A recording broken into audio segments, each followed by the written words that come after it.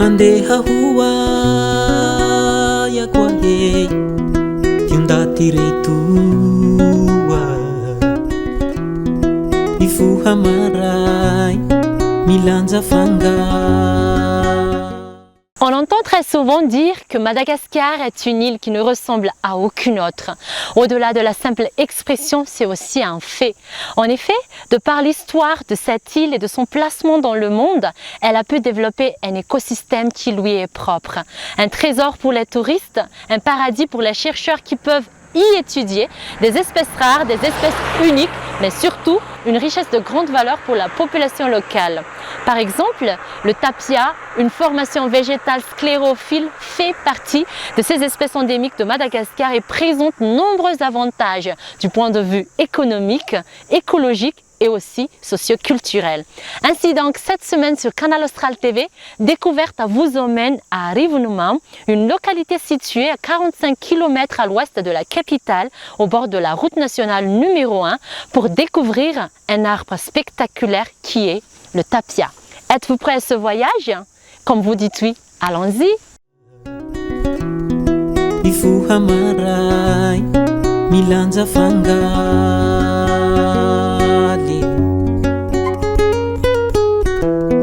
hagnino atondagny koa he. Appelé localement sous divers noms, à savoir azondandy, tapia, voampak ou encore voitapi, cet arbre endémique des hauts plateaux malagasy fait partie des écosystèmes remarquables de la grande île et y joue un rôle écologique clé dans la préservation des sources d'eau, stabilisation des bassins versants, protection des sols contre l'érosion et maintien de leur fertilité et biodiversité abondante. Elle fournit également des ressources dont dépendent fortement les communautés locales. Ny ety aminay zany zao ny mpanao saribao, mpikapa sy ny karazany, izay ety efa mahazo fanentanana foana. Tsy azo kapaina ny ala tapi, ary izy io tena fady mihitsy ny mikapa tapi sy manimbanimba io ety aminay zany efa tsy fanao tsony. Na ny azo any anatiny ihany ary efa tena sain'ny fanjakana sorona amin'izao tsy azo ataotao tsony io le ohatra hoe manao saribao na manimbanimba tapi. Amin'ny avaratra rehetrarehetra iny tapi daholo dia any aino mitsindroka amin'ny maraina ihany dia amin'ny tany izay mivarotra eto. Manao sambelia tsikelekeha. Les peuplements de tapia sont des formations très ouvertes qui sont parcourues fréquemment par des feux de brousse.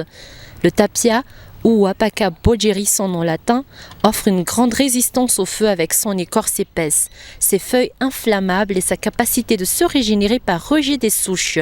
Il a donc une caractéristique pyrophyte.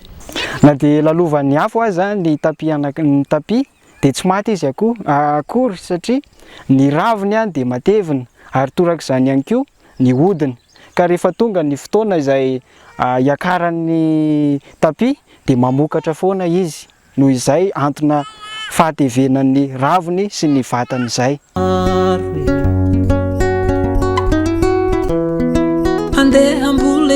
Se localisant sur les pentes occidentales des hautes terres, où la saison sèche dure de 5 à 7 mois, le tapia se distribue sur 4 zones principales telles que entre Rivunumam et Miarnariv, sur la route nationale numéro 1.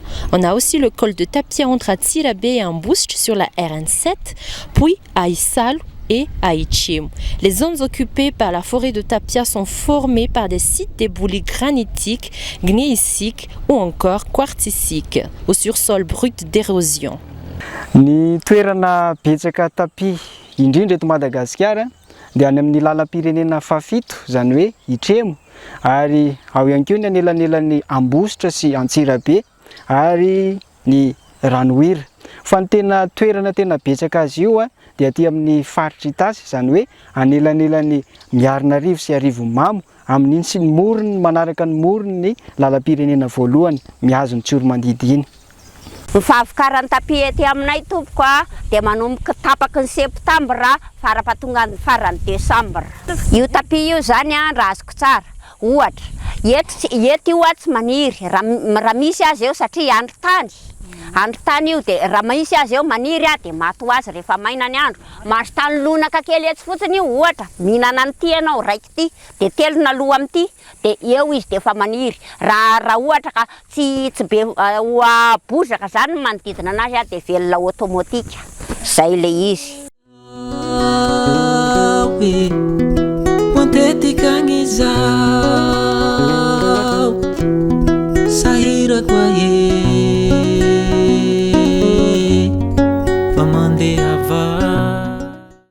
La forêt de Tapia présente nombreux avantages. Elle constitue des lieux de récréation pour les touristes et pour la population riveraine. Elle joue un rôle principal et important dans l'économie locale par l'apport de revenus d'appoint dans les ménages, avec la récolte de la soie sauvage, les champignons et les fruits comestibles. Il y a une croyance villageoise qui se rattache aussi aux fruits de Tapia. La cueillette de fruits sur pied demeure un tabou ou un fadi. On ne peut récolter que ceux tombés sur la terre, car si on cueille les fruits sur l'arbre, un malheur va frapper le village, comme par exemple une chute de grêle conduisant à la destruction de la culture. Misy anay zany ao amin'ny faritra mora ranomamy Fokontany Ambatomainty. Ny mampiavaka ny ala Tapia aty aminay zany dia be dia be ny tombontsoa azonay amin'izy io. Hita maso zao ny fivarotana Tapia aty. Be dia be ny olona maka vokatra aty aminay. Ny vokatra aty zany na tsy ny Tapia dia ao ny landy, ao ny bokana, be dia be mihitsy. Dia ny kità mampiavaka anay manokana zany zay miadana mihitsy amin'ny kità amin'ny hazo potraka avy amin'ireny Tapia ireny. Tombony aminay le Tapia dia zao. Maina izy ataonay kità. Mando izy mahazoanay vola. Rehefa kelikely anko merika ny andro azahoanay olatra. Ny rehefa misy koa ny soerina dia azahoanay soerina. Zay. Landy ny soerina aty rehefa eo amin'ny septambra-pahatonga ny desambra zany dia eo ny Tapia. Rehefa orenan'ny fahavokaran'ny Tapia dia marsa sy février indray maniry indray ny olatra. Dia orenan'io raha may aza ny Tapia dia tsy azo hoe tapatapahana no zany fa zay mintsana amin'ny tany dia azo atao kitay. Bokana, saroy, landy. Sahira kwa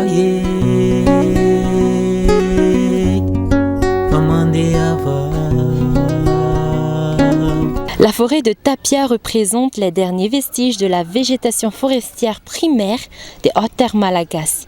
C'est une plante qui ne se trouve nulle part ailleurs, c'est endémique à Madagascar.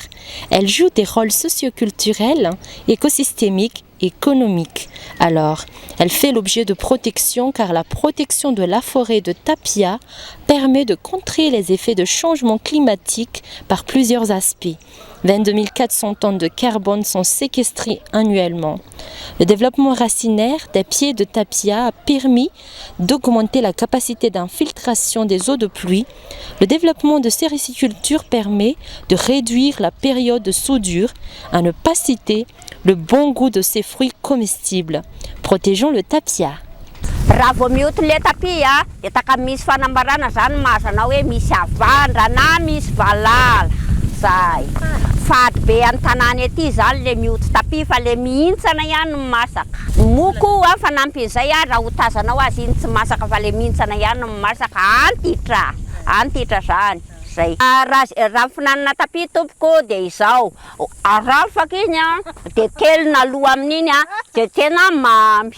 Misy anay izao miteny zao dia eta tsara mandroso. Atsara mandroso rehefa narivo mamy. Tongava mividy fa manasa anareo zay eo amoron'ny arabe.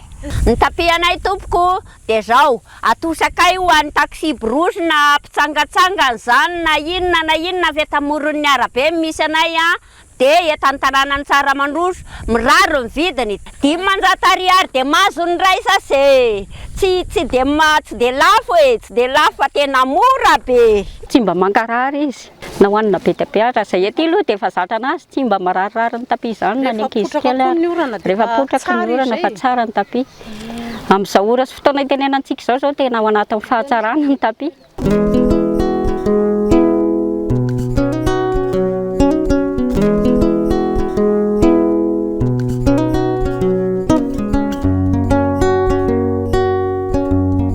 Madagascar, la quatrième la plus grande île au monde, est un sanctuaire de la nature car plus de 90% de ces espèces floristiques n'existent nulle part ailleurs sauf ici, donc endémique et unique à l'île de Madagascar, ce qui lui fait d'ailleurs un des endroits rêvés des naturalistes. L'existence de la forêt de Tapia dans 4 principales zones de l'île, y compris donc la zone située entre Arivunumam et Miarnariv, présente une grande richesse, une grande ressource dans la protection de l'environnement, mais bien également et surtout dans l'économie de la population locale, car les habitants peuvent faire une autre activité génératrice de revenus comme la sériciculture et bien également dans la récolte et la vente de ces fruits comestibles appelés aussi votapi au bord de la route nationale comme ici au bord de la RN1.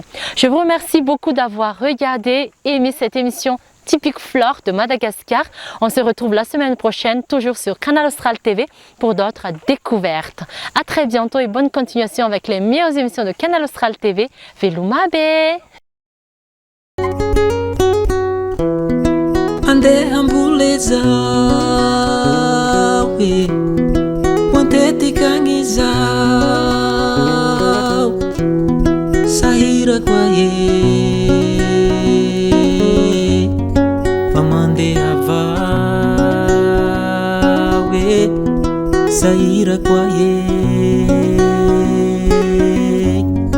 pamandehava.